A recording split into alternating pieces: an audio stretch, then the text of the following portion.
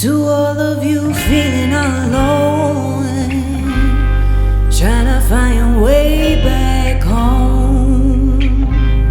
To all of you out here in the night, addicted to the lows and highs. To all of you haunting for a dream, unaware we're closer than we seem. To all of you who know what's true, but you don't know what to do.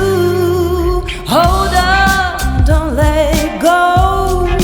I know it's a hard road for an old soul. Hold on, you're so close. I know this world's so cold, but you are not alone. So hold on, hold on.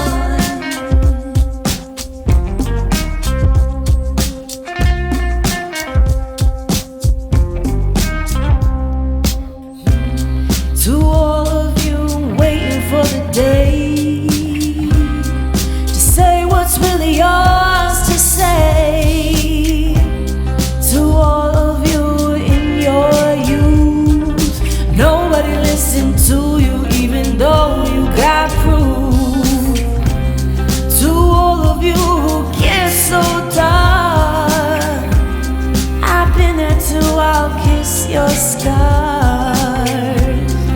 To all of you who know there's more, baby, what we're waiting for. Hold on, don't let go.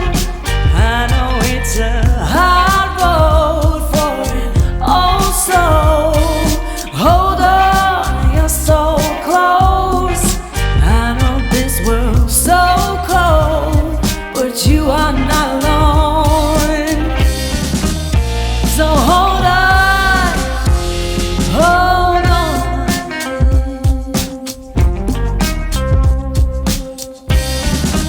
So hold on, hold on.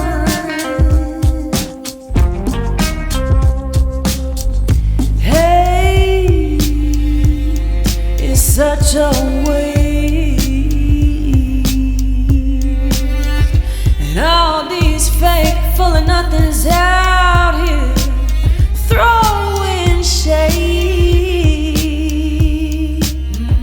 Meanwhile, Mama Earth, she fading away. So we can't afford to be blind no more, babe. Hold on, don't let go. I know it's a hard road for an old soul. Hold on, you're so close. I know this world's so cold, but you are not alone. So hold on, hold on.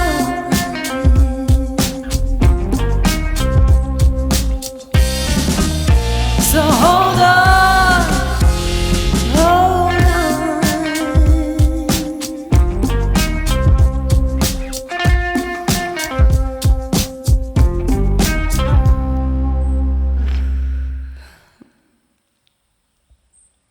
This is your life and no one else's. Your vision, your vessel, your voice. Welcome home. For the old souls, the ones who have always felt more to life, more in your emotional world, more in your imaginations, more than what other people have seen or talked about around you. Maybe you identify with the term soul, maybe not. It doesn't matter. Maybe the idea of old soul is just a metaphor to you of someone who can be an outlier, a misfit, someone beyond their years, someone ahead of their time. Or maybe you really identify with the word soul and you take it very literally and you feel like you are an old soul, an ancient soul that has come many times, again and again and again, here to this place. It doesn't matter. The message is the same. The message is for any old soul, whether you identify as a soul or whether you just feel a little bit different or a bit different. The message today is about purpose. Our obsession with purpose ruins so many of our lives because we then can't even fully see our purpose because we are so obsessed with trying to fulfill the idea of a purpose that we miss the reality of it.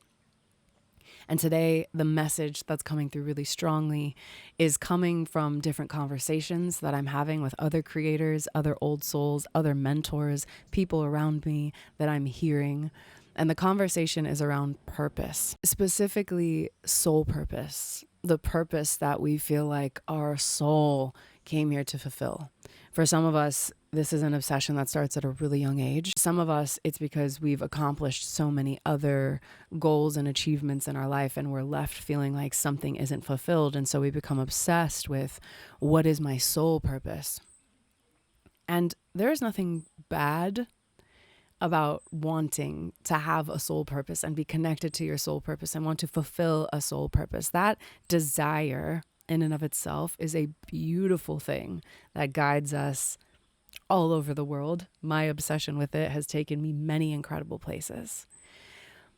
But the obsession with it is what can take away from the fact that we're actually being shown our soul purpose all the time, in small ways, in daily interactions, and we're missing it because we're so obsessed with what we think it should be or what it would look like based on programming from society, from our ancestral lineage, and what those people, our grandparents and their grandparents, prioritized and valued, what the society around us deems as worthy. And we can miss the simplicity of our soul purpose. And this feels so important to talk about right now because our world is in chaos. And so many people are gripping onto the idea of their soul purpose as a way to feel okay in the chaos. And it's a tricky situation because your soul purpose will make you feel rooted and anchored and give you hope in times of chaos. But if you're just gripping onto the soul purpose because you're trying to escape the chaos, then you won't actually be in your soul purpose. And this is where so many people get stuck and trapped and loop in circles. I see clients, collaborators, myself, over many years getting stuck in this loop of trying to figure out what that greater purpose is so that you can feel okay with the fears and the chaos and the trauma of life.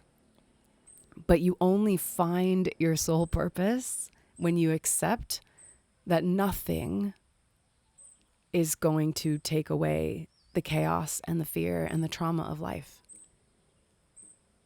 Those things are not mutually exclusive.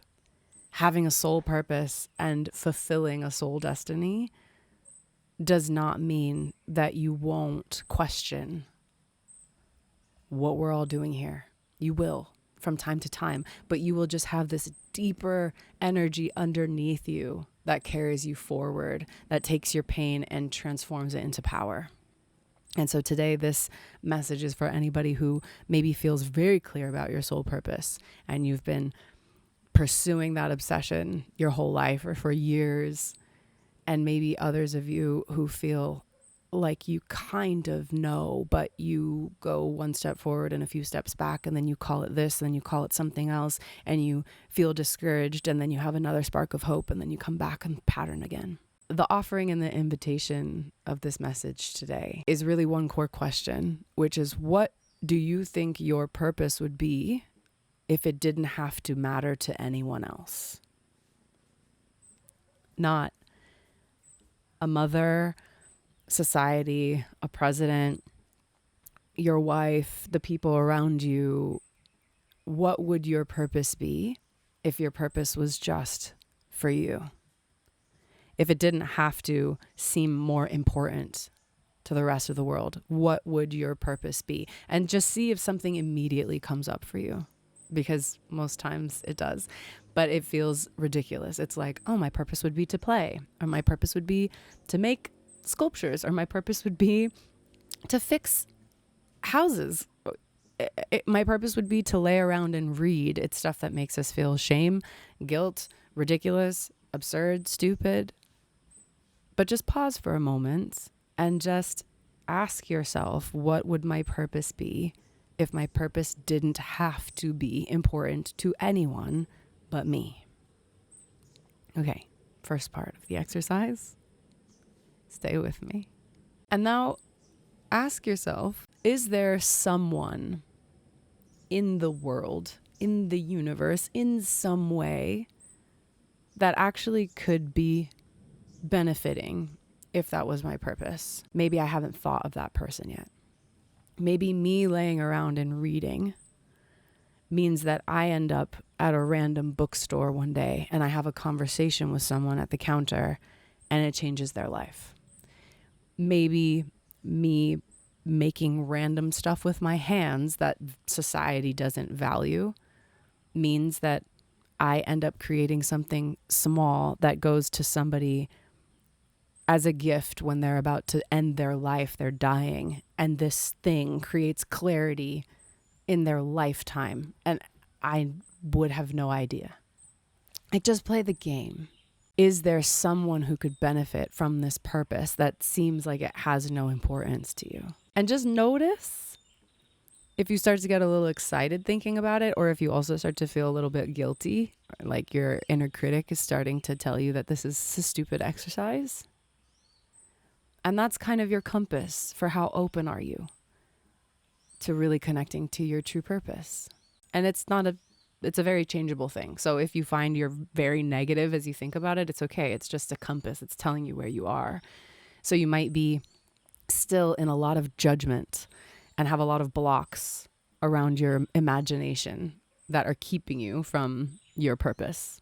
And that's okay. Just follow the compass and you can start to move yourself in the direction. If you feel more playful and excited around it, it means that you have probably done some work to decondition yourself from the beliefs of your parents, the beliefs of your society, people around you. And you might actually be having space in your imagination for, could that be my purpose? That thing that seems stupid and simple, that thing that seems like it's not going to benefit anybody in the world. Could there actually be some value to that? This is just a thought idea, a thought experiment. Is coming through really strong lately because I'm seeing really incredible people drain themselves of their own energy, trying to find a purpose that is so grandiose and enormous because we've been conditioned by a society that says we're not enough, and that if we're not winning Olympic gold medals or ending the war, then we're doing nothing.